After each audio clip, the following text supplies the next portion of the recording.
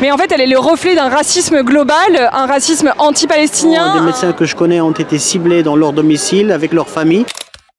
Selon le ministère de la Santé de Gaza, plus de 1050 travailleurs de la santé ont été tués depuis le début du génocide. À Paris, samedi 26, plusieurs collectifs de soignants ont organisé une marche symbolique entre l'hôpital Tenon et l'hôpital Robert Debré.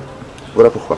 Pourquoi avez-vous tenu à participer à cette marche aujourd'hui? Moi je peux pas m'imaginer être sur mon canapé au vu de ma vie avec mes enfants alors qu'il y a une famine organisée à Gaza. Aujourd'hui il y a des soignants qui se sont réunis sur plusieurs collectifs pour cette marche unitaire. Parce que ça nous semblait important en tant que soignants prendre part avec notre condition de soignant à cette lutte pour la Palestine. Et je rajouterais que là il y a un sentiment d'urgence, donc en fait tout ce qu'il y a à faire et qui est possible de faire on le fait. Cette marche est devenue nécessaire à cause de tout ce que subissent les soignants à Gaza. Moi j'ai été plusieurs fois, j'ai travaillé avec eux, je connais leur quotidien. On pense que depuis le début du génocide, tout le système de santé, au moins français en tout cas, est beaucoup trop silencieux par rapport à ce qui se passe. On parle quand même d'un génocide, on parle de morts, on parle de milliers d'enfants qui sont victimes. Et en tant que soignant, on a une responsabilité face à ce qui se passe à Gaza? Évidemment qu'on a une responsabilité pour ce qui se passe à Gaza. D'abord en solidarité à nos collègues soignants et soignantes en Palestine qui travaillent dans des conditions qui sont juste inacceptables et inadmissibles.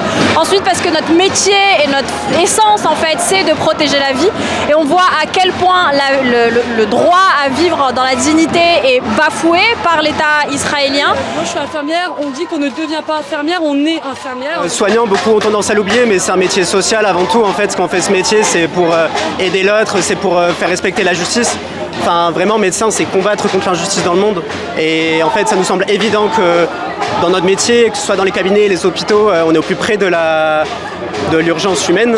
Et en fait, ce qui se passe à Gaza, c'est une urgence sanitaire. Donc en fait, c'était normal pour nous de défendre la Palestine et Gaza. En fait, les gens se maintiennent avec de l'eau et du sel pour rester debout, pour ne pas avoir d'hypotension. Il était important pour nous, qui sont quelques soignants de France, à manifester cette solidarité. Il faut briser le tabou, j'ai l'impression qu'il y a une espèce de tabou chez les soignants, on ne peut pas en parler avec nos collègues et ça déjà il faudrait le briser chacun à son tour et ensuite parrainer, apporter aussi de l'aide morale, c'est important aussi d'être en contact avec nos collègues sur place, de leur apporter de l'aide. On a une position symbolique aussi dont on doit user et donc c'est notre devoir de sortir du silence et de poser la question d'un point de vue politique. Nos États sont complices, ils financent ce génocide, ils livrent des armes à Israël.